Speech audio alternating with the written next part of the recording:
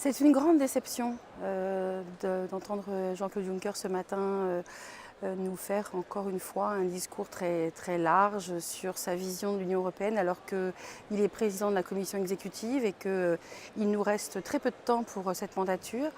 C'est la dernière année utile, si je puis dire, de ce mandat puisque l'an prochain, à la même période, il restera quelques mois pour agir et donc pour ma part, j'attendais un plan de bataille pour enfin mettre en œuvre les grandes priorités de notre programme, à savoir notamment le pilier social et la question des droits sociaux, à savoir la réforme fiscale et des ressources propres que nous attendons, et puis également, en plus des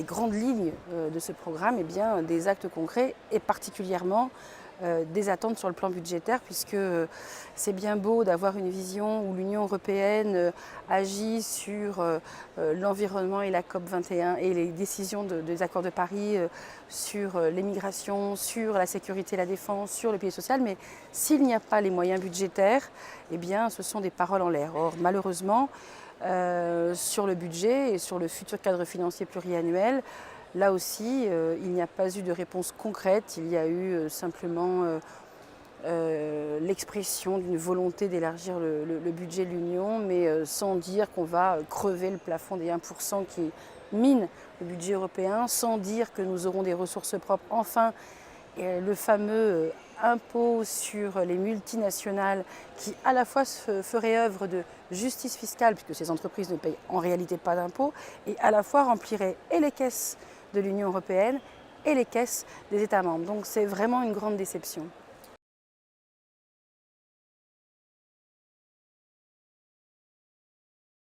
Eh bien, en premier lieu, le pilier social que nous a promis le président de la Commission depuis le début de ce mandat, c'est-à-dire depuis 2014 et qu'on attend toujours.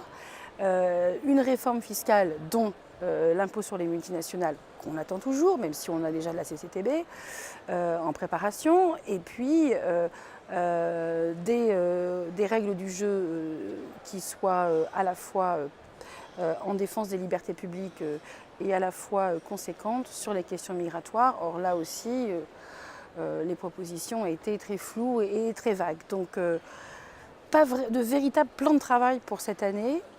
Dernière année utile, si je puis dire, du mandat pour la Commission. Et une attente, on va dire, très déçue pour ma part des propositions de Jean-Claude Juncker.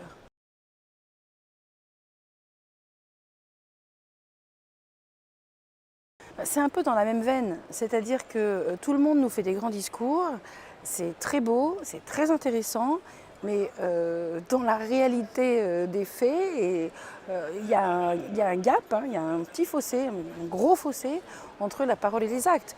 J'en prends exemple pour ce qui est d'Emmanuel Macron. Nous allons voter très prochainement, nous allons négocier le budget 2018, dans lequel de nouvelles priorités sont apparues.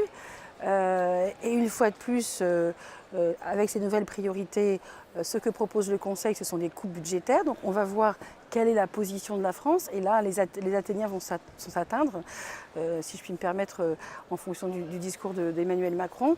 Et on va bien voir si la France défend ou pas un budget offensif en fonction de ces nouvelles priorités, ou si la France, une fois de plus, va être la première à vouloir réduire l'enveloppe budgétaire de l'Union européenne.